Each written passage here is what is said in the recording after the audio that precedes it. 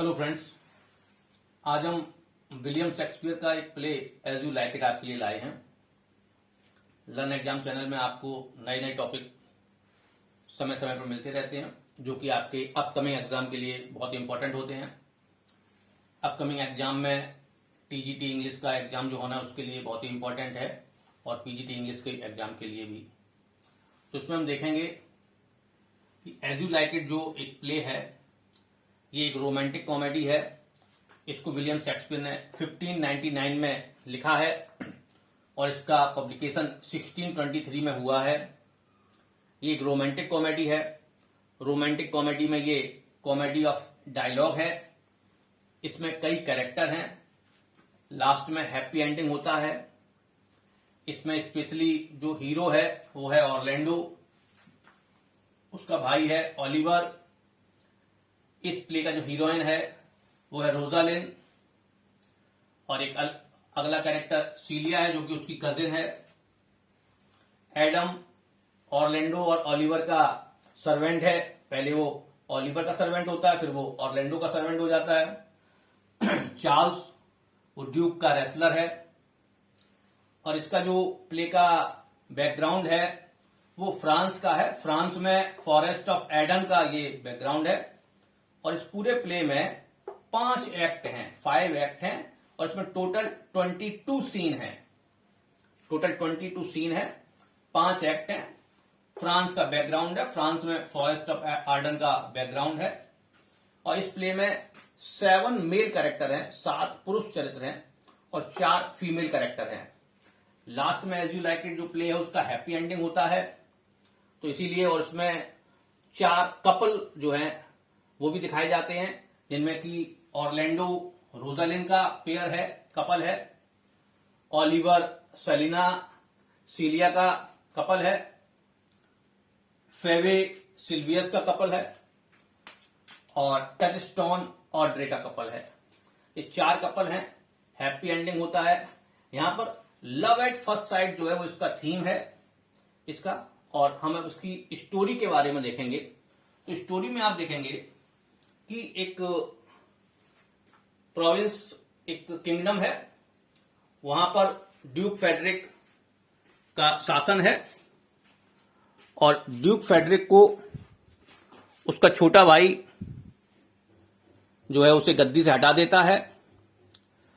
तो जो senior Duke Frederick है, यानी कि जिनकी बेटी रोजालिन है, और छोटा भाई जो कि उन्हें हटा देता है गद्दी से, यानी कि ड्यूक फेडरिक, उनकी बेटी सीलिया है। ड्यूक फेडरिक जो है ड्यूक सीनियर को बैनिशमेंट में भेज देता है, यानी कि राज्य से बाहर निकाल देता है।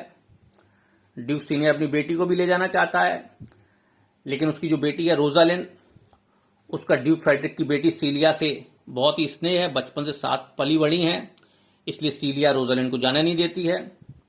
और ड्यूक फेडरिक जो है अपने भाई को, बड़े भाई को, यानी कि ड्यूक सीनियर को निकाल देता है और ड्यूक सीनियर अपने दरबारियों के साथ जंगल में चले जाते हैं। यही जंगल फॉरेस्ट ऑफ आर्डन के नाम से है। इस प्ले का जो स्टार्टिंग होता है वो उस जगह से होता है जहां पर ऑरलैंडो अपने भाई ओलिवर के जो सर्वेंट है एडम, उससे डिस्कस कर रहा होता है, बातचीत कर रहा होता है।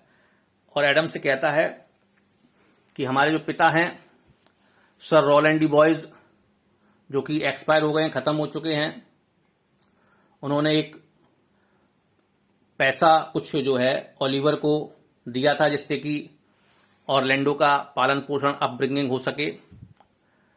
ओलिवर, ऑरलैंडो और जैक्स, ये 3 भाई हैं जो कि रोलैंड डी बॉयज के 3 बेटे हैं। ओलिवर सबसे बड़ा है और ऑरलैंडो सबसे छोटा है। ऑरलैंडो और ओलिवर का ही इसमें मेन रोल है। तो ये शिकायत ऑरलैंडो एडम से करता है। उसी समय ओलिवर आ जाता है। ओलिवर उन दोनों को डांटता है। दूसरी तरफ राज्य में एक कुश्ती होनी है। जो पहलवान है उसका नाम चार्ल्स है। वो चैलेंज करता है सभी को कुश्ती के लिए। उसके चैलेंज को ऑरलैंडो ने एक्सेप्ट किया। ऑरलैंडो भी लड़ना चाहता है। चार्ल्स को पता चलता है कि ऑरलैंडो ओलिवर का भाई है तो चार्ल्स ओलिवर से मिलता है और कहता है कि अपने भाई को समझाओ, वो मुझसे ना लड़े, मैं तो प्रोफेशनल हूँ, मेरा बहुत नाम है और अपने नाम को बचाने के लिए मैं कुछ भी करूँगा। हो सकता है कि आपके भाई की गर्दन भी टूट जाए, यानी आपका भाई मारा भी जाए। इधर ओलिवर जो है अपने भाई की प्रॉपर्टी को हड़पना चाहता है, वो चाहता है किसी भी तरह ऑरलैंडो से छुटकारा मिल जाए। तो इनडायरेक्टली ओलिवर चार्ल्स को बोलता है कि भाई मुझे मतलब नहीं, ऑरलैंडो तो जो है बहुत जिद्दी है, फ्रांस का सबसे जिद्दी लड़का है, वो अपनी जिद पूरी करेगा, तुमको जो ठीक लगे तुम करना। यानी कि इनडायरेक्टली वो इशारा कर देता है कि चार्ल्स जो है ऑरलैंडो को मार दे। आगे हम देखते हैं कि रोजालिंड और सीलिया गार्डन में बैठे हुए हैं, बातचीत चल रही है और दूसरी तरफ कुश्ती भी चल रही है। कुश्ती में 2-3 लोगों को चार्ल्स ने पटकनी दे दी है, हरा दिया है। और तभी जो है ऑरलैंडो के साथ उसकी कुश्ती की घोषणा होती है और जहां पार्क में रोजालिन और सीलिया बैठी बातें कर रही हैं, वहीं पर कुश्ती होनी है। तो वहीं पर ड्यूक फ्रेडरिक आ जाते हैं और कुश्ती का आयोजन होता है। एक ही राउंड होता है और एक ही राउंड में, पहले ही राउंड में जो ऑरलैंडो है वो चार्ल्स को पटकनी दे देता है। चार्ल्स बिल्कुल बेहोश हो जाता है और फिर ड्यूक फ्रेडरिक ऑरलैंडो का इंट्रोडक्शन लेता है कि तुम कौन हो, कहां से आए हो। तो ऑरलैंडो कहता है मैं सर रोलैंड डी बॉयस का बेटा हूं। यह सुनकर ड्यूक फ्रेडरिक को बहुत गुस्सा आता है, क्योंकि जो रोलैंड डी बॉयस है, जो रोलैंड डी बॉयस जो है ऑरलैंडो का फादर जो है, वो ड्यूक सीनियर का बहुत ही अच्छा कोर्टियर था, दरबारी था, फ्रेंड था। और ड्यूक सीनियर को ड्यूक फ्रेडरिक ने जो है प्रॉपर्टी से, किंगडम से हटा दिया था। रोलैंड डी बॉयस भी चले गए थे और वो एक्सपायर हो चुके थे। तो वो जब ड्यूक फ्रेडरिक को पता चलता है कि ये रोलैंड डी बॉयस का बेटा है, तो बड़ा नाराज होता है और उसको जो है यहाँ से जाने के लिए बोलता है। कहता है कि अगर तुम रोलैंड डी बॉयस के लड़के ना होते तो बहुत अच्छा रहता। और ड्यूक फ्रेडरिक चला जाता है और फिर ड्यूक फ्रेडरिक आदेश देता है कि जो रोजालिन है वो राज्य को छोड़ दे। इसके पहले क्या होता है कि इसके पहले जब ऑरलैंडो कुश्ती जीत जाता है तो रोजालिंड को पता चलता है कि ये रोलैंड डी बॉयस का बेटा है, जो कि उसके फादर ड्यूक सीनियर के बहुत ही क्लोज फ्रेंड थे, कोर्टियर थे। तो ऑरलैंडो की जीत और उसके जो पिता हैं रोलैंड डी बॉयस और उनका रोजालिंड के पिता से जो दोस्ती है, उस नज़रिए से जो है रोजालिंड को ऑरलैंडो से प्यार हो जाता है। रोजालिंड ऑरलैंडो को अपनी चेन गिफ्ट में देती है उसकी जीत की खुशी में, और फिर सब वहां से चले जाते हैं। और बाद में फिर ड्यूक फ्रेडरिक जो है रोजालिंड को देश निकाले का आदेश देता है, कहता है 10 दिन के अंदर तुम देश छोड़ दो। जब ये बात सीलिया को पता चलती है तो सीलिया बड़ा दुखी होती है। वो कहती है कि मैं बहन तुम्हारे बिना नहीं रह सकती हूँ। सीलिया अपने पिताजी से बात करती है, ड्यूक फ्रेडरिक से बात करती है कि आप ऐसा ना करें, लेकिन उसके पिता नहीं मानते हैं। तो सीलिया भी जो है रोजालिंड के साथ देश से बाहर निकल जाती है और ये लोग जो हैं फॉरेस्ट ऑफ आर्डन में पहुंच जाते हैं। दूसरी तरफ जब ऑरलैंडो घर पहुंचता है तो एडम्स बताता है कि तुम्हारा भाई तुम्हें मारना चाहता है, तुम यहां से चले जाओ। एडम अपना कुछ पैसा जो जमा किया वो पूंजी था वो ऑरलैंडो को देता है और खुद भी ऑरलैंडो के साथ चला जाता है, यानी कि वो भी जो है फॉरेस्ट ऑफ आर्डन में पहुंच जाता है। तो अब सभी लोग जो है फॉरेस्ट ऑफ आर्डन में पहुंच गए हैं, जहां पर ड्यूक सीनियर अपने कोर्टियर के साथ पहले से है ही। रोजालिंड और सीलिया भी फॉरेस्ट ऑफ आर्डन में पहुंच रहे हैं, ऑरलैंडो भी फॉरेस्ट ऑफ आर्डन में पहुंच गया है। अब यहाँ देखेंगे कि जब ये रोजालिंड और सीलिया जंगल में जाना चाहते हैं, देश छोड़ना चाहते हैं, तो चूंकि ये दोनों लड़कियां हैं, गर्ल्स हैं, तो इन्हें डर लगता है, इसलिए अपना गेटअप चेंज कर लेती हैं। रोजालिंड की लंबाई बाकी लड़कियों से कुछ ज़्यादा है, इसलिए वो लड़के का गेटअप ले लेती है और अपना नाम गैनीमीड रख लेती है। सीलिया जो है वो एक लड़की का गेटअप ले लेती है और अपना नाम एलिना रख लेती है। और ये दोनों भाई बहन बनकर जो है फॉरेस्ट ऑफ आर्डन में पहुंच जाते हैं। वहां पर ये देखते हैं कि वहां पर पेड़ों पर, पत्थरों पर बहुत सारी कविताएं, प्रेम काव्य जो है लिखे हुए दिखाई देते हैं इन्हें। ये किसने लिखे हैं समझ में नहीं आता है, लेकिन बाद में सीलिया समझ जाती है कि ये जरूर हो ना हो ऑरलैंडो का किया हुआ है, ऑरलैंडो ने इनको लिखा होगा। तो दूसरी तरफ आप देखते हैं कि जो ड्यूक सीनियर हैं वो जंगल में अपने दरबारियों के साथ रह रहे हैं, आनंद कर रहे हैं, दुखी भी हैं। इधर रोजालिंड की मुलाकात ऑरलैंडो से होती है जंगल में, और रोजालिंड उस समय जो है बॉय के गेटअप में है, लुक में है, गैनीमीड बनी हुई है जो कि एक लड़का है, और पाती है कि ऑरलैंडो जो है किसी रोजालिंड नामक लड़की के प्रेम में दीवाना है। लेकिन वो समझ जाती है कि ये वही ऑरलैंडो है और गैनीमीड और रोजालिंड तो एक ही हैं ही। तो रोजालिंड ऑरलैंडो से कहती है कि तुम मुझे, यानी कि गैनीमीड जो कि एक लड़का है, उसी को तुम रोजालिंड समझो और इसी से तुम प्रेमालाप करो, ठीक है। मैं तुम्हारे साथ वैसे ही बिहेव करूंगी जैसे कि रोजालिंड करती है। ऑरलैंडो मान जाता है और दोनों रोज मिलने लगते हैं। इधर जो ऑरलैंडो का साथी एडम नौकर है जो कि काफ़ी बुजुर्ग है, वो थका हुआ है, बूढ़ा है।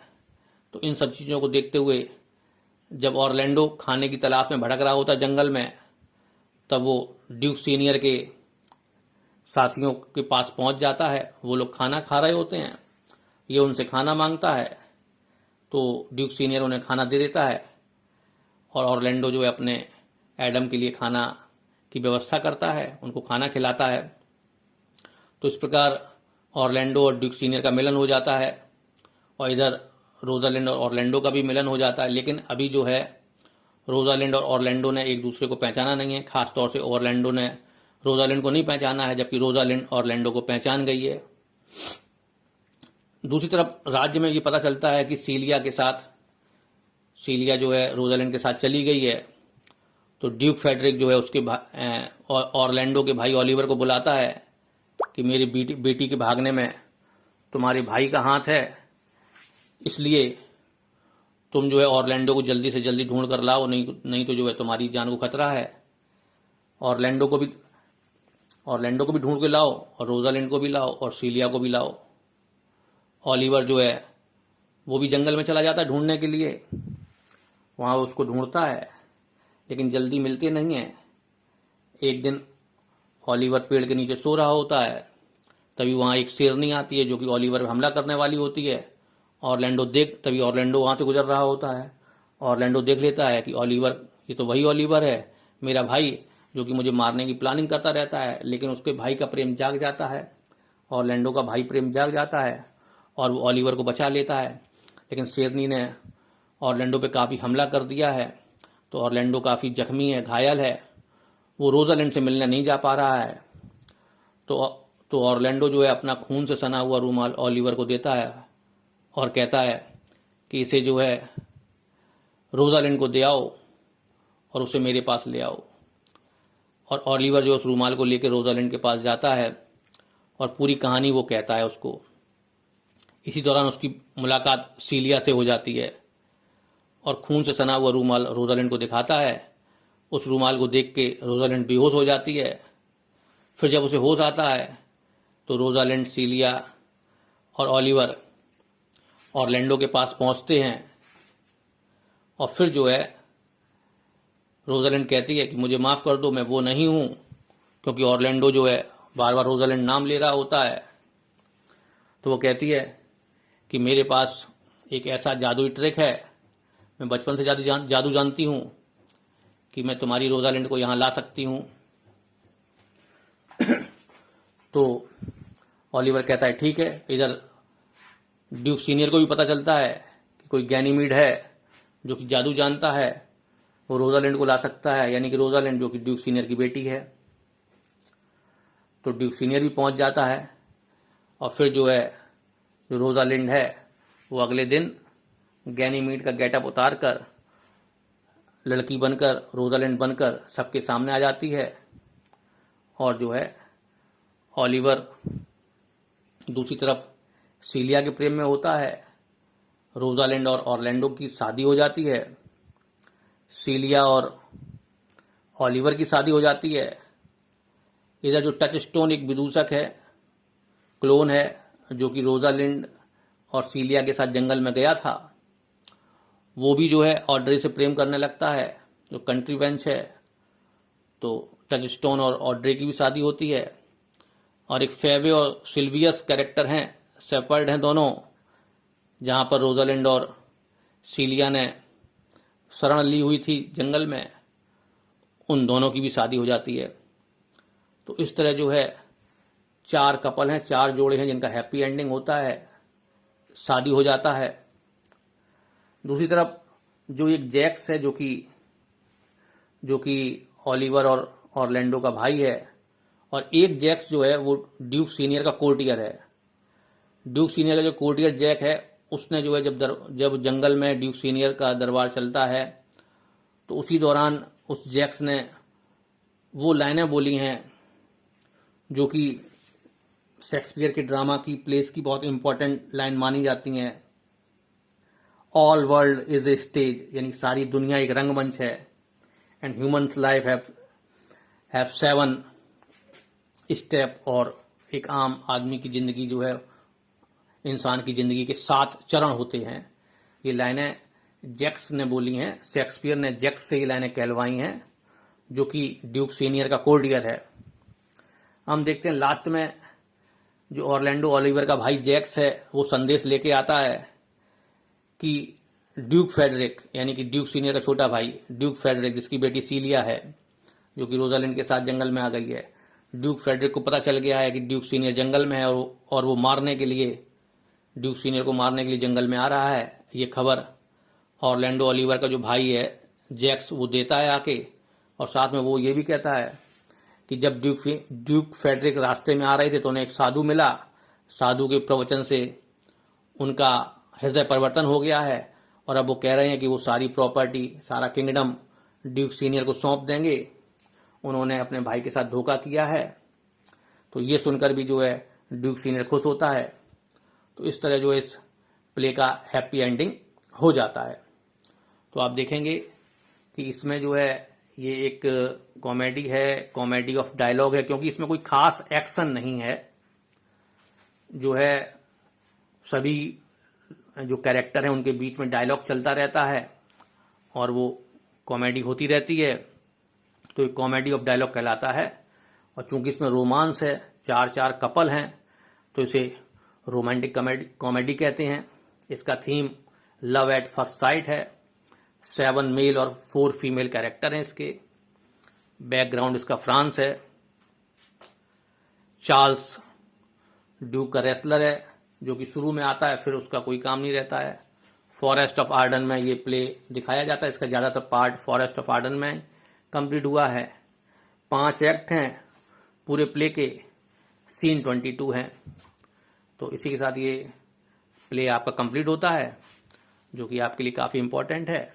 लर्न एग्जाम चैनल को सब्सक्राइब कीजिएगा, लाइक कीजिएगा, कमेंट कीजिएगा, और हमारे व्हाट्सएप 8630623653 पर जो भी आपको स्पेशल वीडियो चाहिए हो वो आप हमसे ले सकते हैं।